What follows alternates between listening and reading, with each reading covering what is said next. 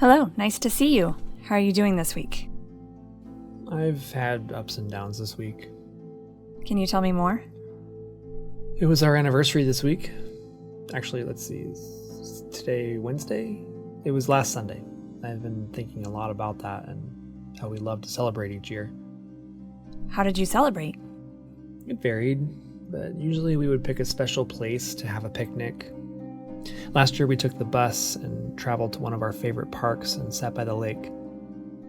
We've also traveled to another state, but that depended on money. That sounds really special. It was. We would sit and talk for hours. Sometimes we would read or just watch the activity around us. Memories are so powerful and special. They can also be difficult. Yeah, and that brings me to the downs. I actually heard from my sister last week. I was surprised she called.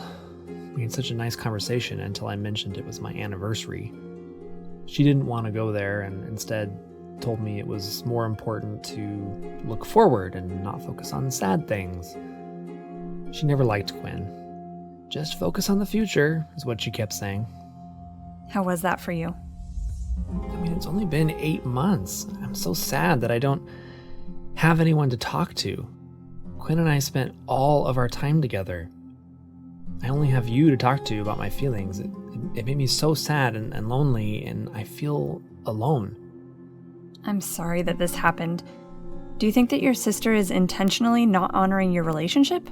Or do you think she is uncomfortable with sadness? We were never allowed to cry in our family. Sadness was not allowed. When I feel sad, I feel so much shame and embarrassment. What is wrong with me? Why can't I move on? And sometimes I just feel so disgusted with myself that I think maybe I should just join Quinn. What else do I have to live for? So the conversation with your sister brought up a lot of emotions. It must have been very difficult when she said just focus on the future, as you are still adjusting to this moment. The future must feel very intimidating. I can see how this might bring up feelings of loneliness. I'm sorry your sister was not able to be here for you right now. Yes. Yeah. I can only get through today. The thought of the future just feels too overwhelming. The worst part is that when I lay down at night, I just toss and turn. However, I think I found a remedy. How so? I found some Percocet in the cabinet and thought, let me try half a pill. It was amazing. For the first time in a while, I had clarity, and although I've been feeling sad, I thought I could get through this. And once I felt more relaxed and better in my head, I fell asleep and slept for the first time in months. It sounds like taking the Percocet gave you a sense of ease from the pain. Yeah. I can see how that would be appealing after sitting with grief for so long.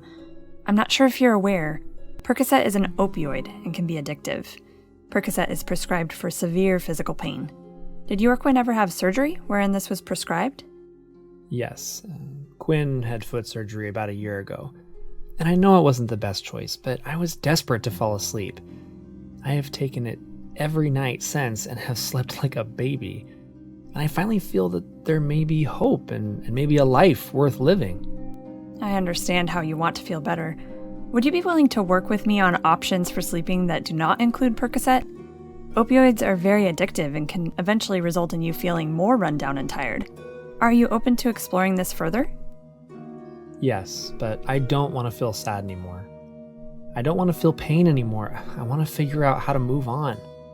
This kind of healing takes some time. Let's continue to meet and work through what's going on in your life. We can work on some strategies for you to start to feel better without the drugs.